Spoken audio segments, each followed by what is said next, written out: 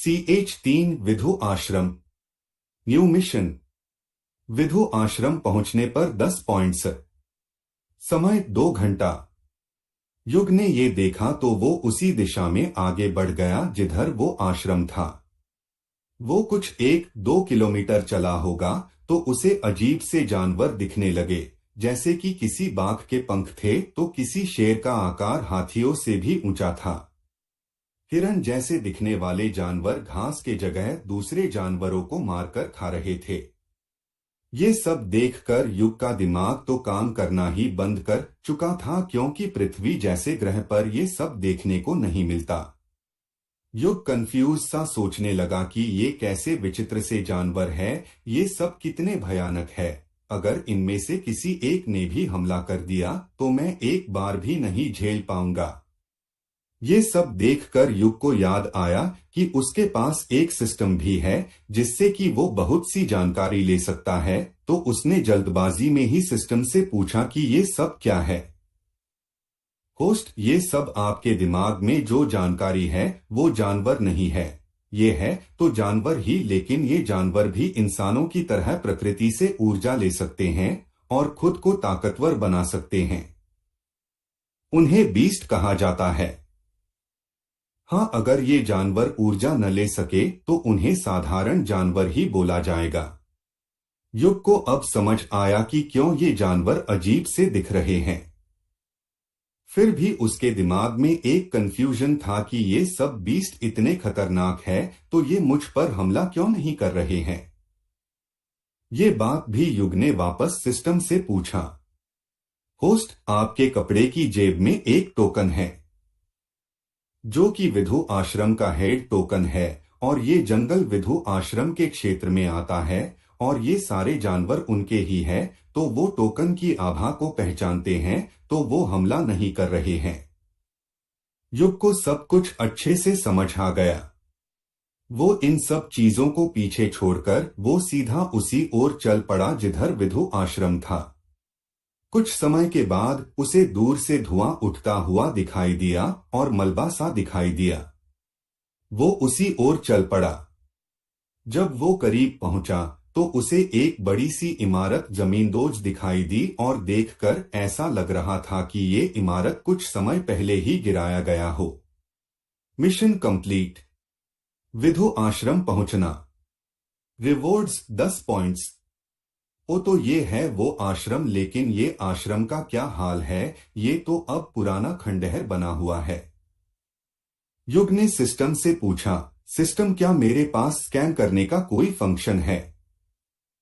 हाँ होस्ट, बिल्कुल, आप अपने आंखों से पूरे 500 मीटर के क्षेत्र को आसानी से स्कैन कर सकते हैं। बस आपको अपने दिमाग में सोचना है कि स्कैन, तो आप खुद ही उस क्षेत्र को स्कैन कर पाएंगे, और जैसे जैसे आप शक्तिशाली होते जाएंगे आपकी स्कैनिंग पावर भी बढ़ती जाएगी। युग ने वैसा ही किया तो उसे उस मलबे में दबी हुई बहुत सी चीजें दिखाई दी। उस मलबे के नीचे बहुत सी पुरानी तलवारें, ढेरों पुराने हथियार, किताबें और बहुत सी चीजें दिखाई दी। ऐसे चीजें जो किसी आम से स्कूल में दिखाई दे। युग को अपने दिमाग में मिस्टर परफेक्ट की जानकारी थी कि यहाँ क्या क्या चीजें हो सकती थी, लेकिन फिर भी उसे कोई कीमती चीज नहीं दिखाई दी। युग समझ गया कि इस आश्रम में जो भी कीमती चीजें थी उन सबको लूट लिया गया है। फिर भी वो अच्छे से स्कैन करता रहा, जैसे कि वो कोई खास चीज ढूंढ रहा हो। फिर वो एक तरफ बढ़ गया जहां मलबे कम थे। वो उस मलबे को अपने हाथ से उठा उठाकर फेंकने लगा। फिर उसने उस जगह की मलबों को अच्छे से हटा दिया। फिर वो जमीन को देखकर बोला, हाँ, यही जगह है जहां वो चीजें होनी चाहिए।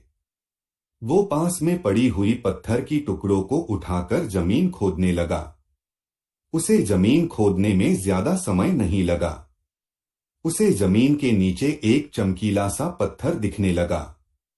उसने उस चमकीले चीज को बाहर निकाला, जो कि वास्तव में एक बड़ा सा बक्सा था। उसने बक्से को जमीन से बाहर रखा। फिर वो थोड़ी देर बक्से को बिना खोले वही थक कर बैठ गया, क्योंकि उसे पत्थर से जमीन खोदने लगा समय काफी ज्यादा था। होस्ट, ये क्या था? अगर आप चाहते तो बस एक मुक्के से ही जमीन के इतने भाग को आसानी से खोद सकते थे, लेकिन आपने तो बेवजह मेहनत की। युग को ऐसा लगा कि कोई उसका मजाक उड़ा रहा हो। वो झेंपते हुए बोला, अगर तुम्हें पता था तो तुमने पहले क्यों नहीं बताया?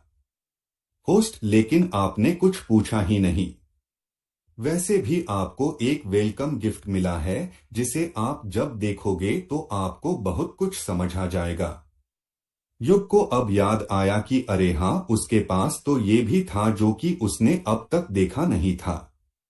वैसे तो युग बहुत होशियार था, लेकिन वो जब से यहाँ आया था तब से एक के बाद एक अजीब सी चीजें होती ही जा रही थी। वो भी अब तक कितनी चीजों को याद रखता। युग ने बोला, चलो वेलकम गिफ्ट बाद में देखेंगे, लेकिन पहले इस बक्से की चीजों को सही जगह पर रख लिया जाए।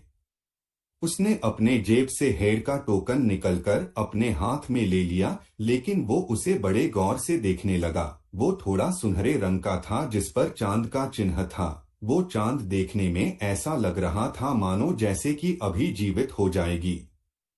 फिर वो उस बक्से को देखा जिस पर इस टोकन के जैसा ही डिजाइन था। इसका मतलब था कि ये हेड टोकन से ही खुल सकता था।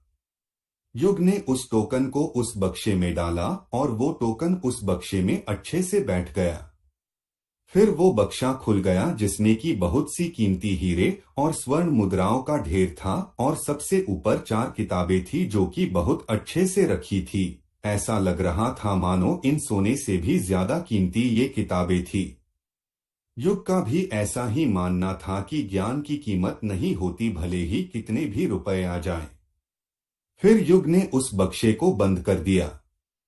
फिर उसने जोर से बोला, सिस्टम वेलकम गिफ्ट दिखाओ। जी होस्ट, क्या था ये वेलकम गिफ्ट? उस बक्से में वो किताबें क्यों थी? तो आपको क्या लगता है इस कहानी में आगे क्या होगा? कृपया अगले एपिसोड के लिए चैनल को लाइक और सब्सक्राइब करें।